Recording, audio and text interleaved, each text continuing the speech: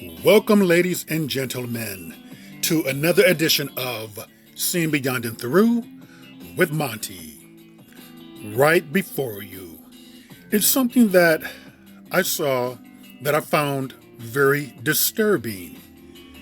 Many people got a lot of laughs off of it, but I think there is a deeper picture and meaning as to what actually happened.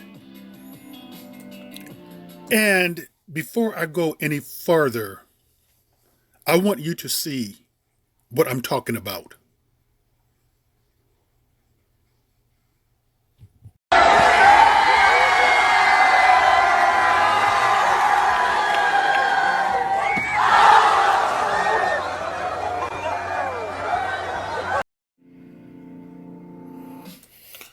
Okay, so you've seen the video, and I want to go over some of these comments with you.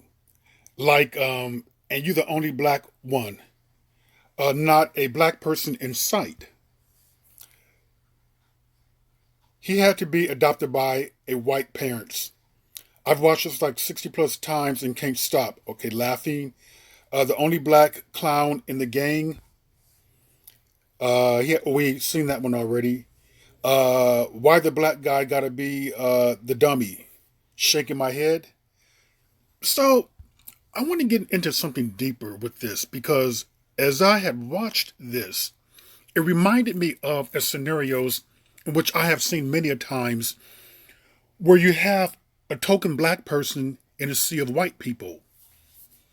30 plus years ago, I was working at Taco Bell, and I remember there was a gang of about 6 or 7 white kids, and there was one black kid. And the black young high schooler, he was cutting up. He was doing the most. He was being extra. And it was all for the enjoyment of for the white people or kids that he was traveling with. Then I can recall being at a pool party, watching a black girl.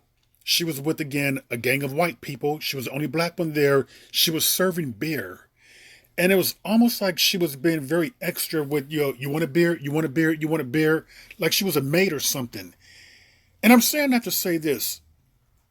And watching this man right here diving and making a clown of himself.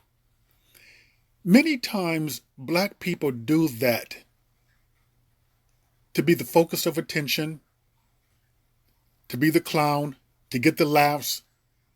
It's for acceptance, to get the white people there to like them, to be looked at as being cool, as being hip. And a lot of it is to,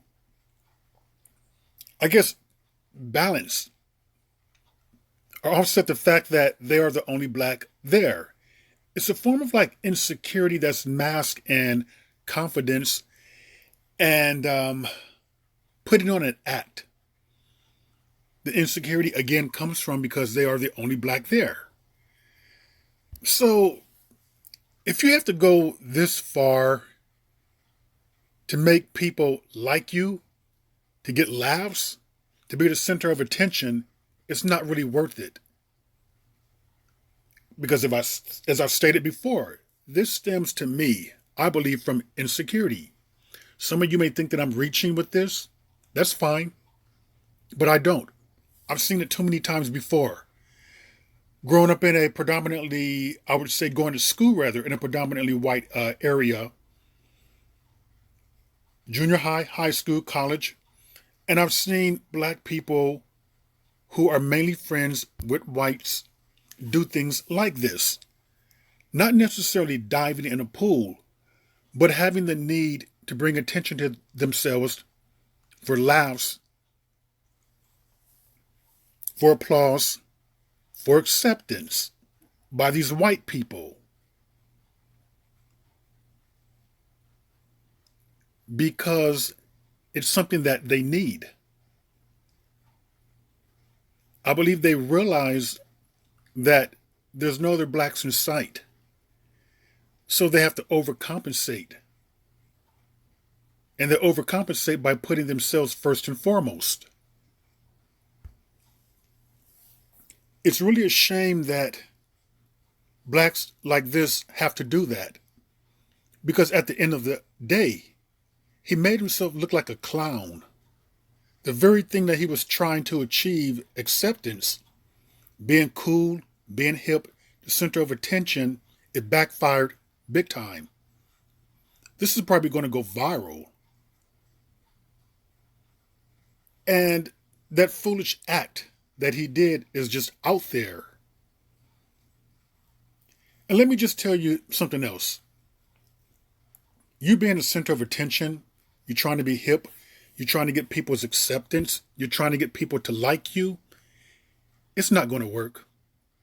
It's not going to make people like you anymore. If any of these people are racist right there, which I'm sure a bunch of them are, it's not going to change their racism. It's not going to change them less likely to not like black people. No, I find that people are much more respectful when you don't try to fight for their attention, when you don't try to fight for their likes, when you don't try to fight for their acceptance, when you don't try to fight for their love. People are much more respectful towards anyone who does that. No one really admires a clown unless you're some type of big Hollywood actor who's getting paid to be a comic. So at the end of the day, if you have to risk, your life, your health, limbs, things like that, for laughs, of course it's not worth it. So he's young, they're young, but I want to focus on him. Because I would hope that black teenagers, young folks, do not feel that they need to be extra to have others like them. He's probably more concerned with white people liking him than what he is black people. He probably feels that he's more in tune with white people. He gets along better with them. And this is where you get yourself in trouble. Because their likes and opinions about you matter too much. And when it gets to that level, you are in trouble.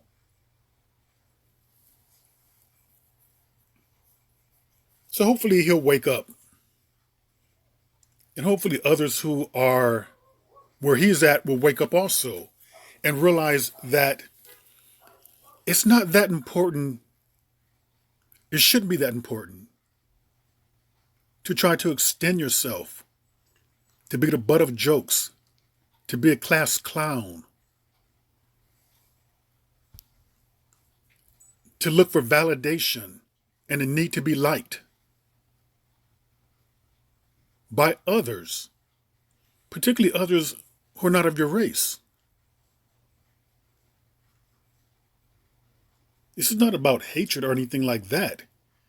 Because if you're looking for others to like you who are not of your race, if that type of need for acceptance from them is so important, then how much do you actually like yourself?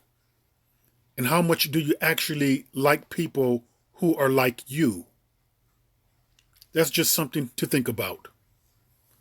And with that, ladies and gentlemen, that was another edition of Seeing Beyond and Through with Monty. And I will see you beyond and through.